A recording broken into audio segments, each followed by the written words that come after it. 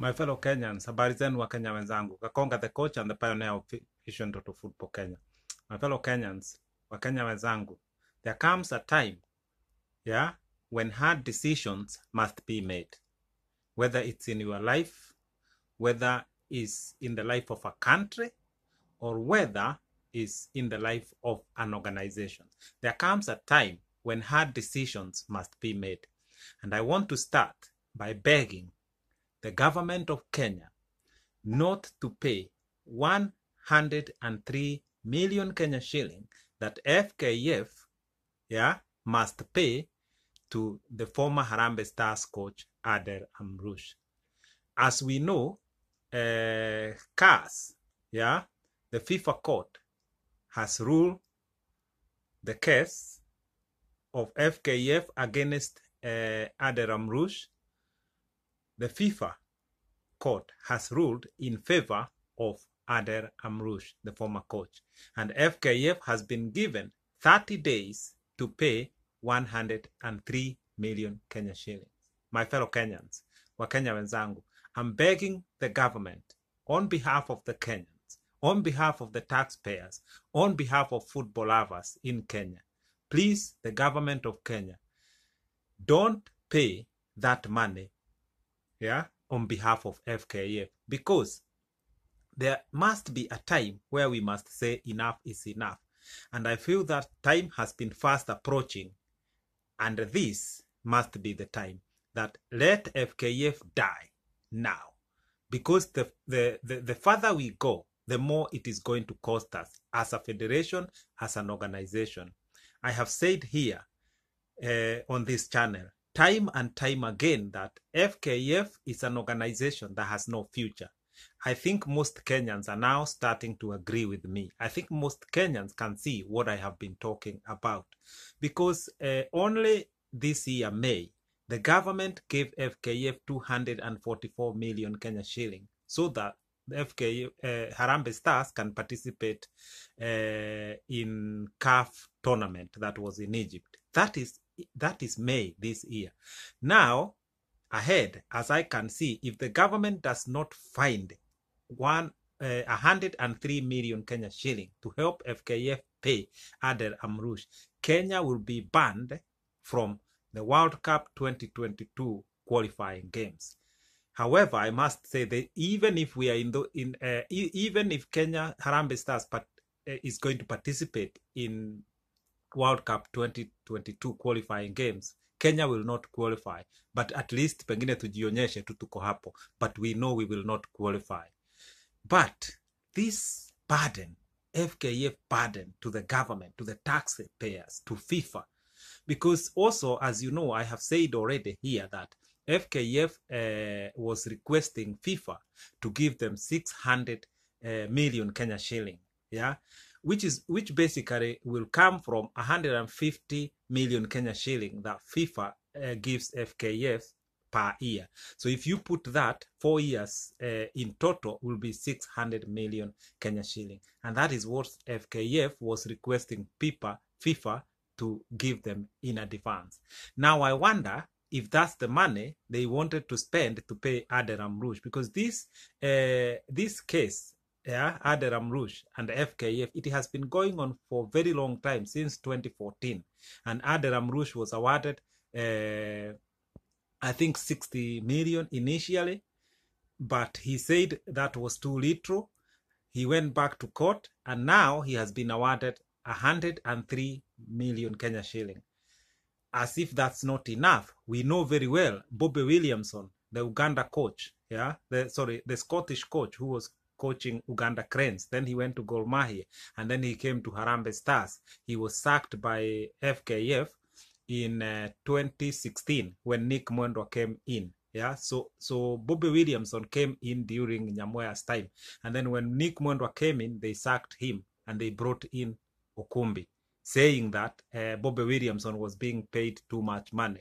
So Bobby Williamson has an ongoing case now, and I know that FIFA is going to rule in favor of Bobby Williamson. So there's more money for Kenya to pay. As if that's not enough, we know recently the you know, the story of Sebastian Mine. Yeah, he was sacked by FKF just a few weeks ago, and we know that he is going to claim money. I know that is going to happen, or he has already claimed. And if FKF does not pay him, he's gonna end up in court again. So where do we go with FKF? Because at the moment, FKF office, Nick Mwendwa, he can say that this story of Amrouche, it was during it was during Sam Nyamoya. Okay, we can accept that. How about Bobby Williamson that Nick Mwendwa sacked? How about you know, Sebastian Mine that Nick Mwendwa sacked? So this seemed to be a culture of FKF. These foreign coaches, they come, stay a while, get sacked, and they all go on claiming money. But we must also understand that Kenyan coaches are also owed money by FKF. But I said it here before, Kenyan coaches don't have good contracts. So when they are sacked, they are not able to go to courts and claim money from FKF. I know very well, I have seen allegations that Joe Kadenge died while he was owed 5 million Kenya shilling by FKF. I know as well another coach who was called a former Harambee Stars coach, Nyongesa. Again, I have had allegations that he died while FKF owed him 3 million Kenya shilling. I know many coaches, Kenyan coaches who have coached Harambee Stars. They are all complaining they have never been paid fully by FKF. So I'm saying again, what is the importance of FKF in Kenyan football today? Or if I can put it this way, what is the modern relevancy of FKF today in this modern century that we are, in this modern Kenya? FKF is not able to govern football in Kenya. FKF is not able to take us where we want to go in terms of football. So you can see all this, all this, you know, all this chain of events that is taking place, and where will FKF take us? So the best way, I keep saying here, it is to have a fresh start. Kenya must have a new beginning in matters football, and that, I think the moment has come. The moment is right now that the government must not pay that money, 103 million Kenya shilling that FKF must pay Amrouche in less than a month's time. That must happen. If that does not happen, consequences from FIFA will follow. My fellow Kenyans, I'm saying this. FKF as an organization is rotten from top to the bottom. Uko kwa sub branches level, national level, it is rotten. It doesn't matter. FKF election is going to come soon. People will be elected as office bearers, but that will not help, because the system is the problem. The system is not nurturing good leaders to lead football. There are people who want to do so much for Kenyan football, but the system is not good enough. Every single office, there is so much complaint. Today, even I saw some sub-branches are taking FKF head office to court because they feel they have been blocked from, you know, from being elected in sub-branches offices where FKF elections are going to take place soon. So who is happy with FKF? Only a few individuals who are benefiting from FKF. There is a number of them in sub-branches and in branches who work as point men of the chairman of FKF. Those are the only people who are benefiting. Majority of those official bearers, yeah, branches, sub-branches, they are unhappy with FKF. Most Kenyans are unhappy with FKF. Our football is dying. Our stadiums are empty. FKF is not making any money. Our economy is suffering. Football should be making money for our country.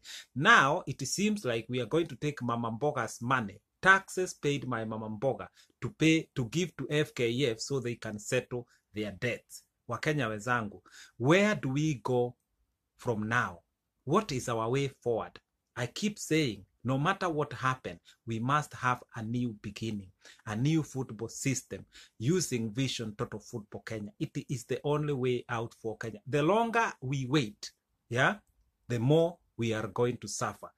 And I have something else to add to this. Kenya Premier League is soon going to die if we don't do something to restructure our Kenyan football, to reform our Kenyan football. We can reform Kenyan football. We cannot reform FKF. We can restructure the way football is managed in Kenya. We cannot restructure FKF. FKF is faulty from the word go, from the beginning. And this is something I have been saying again and again.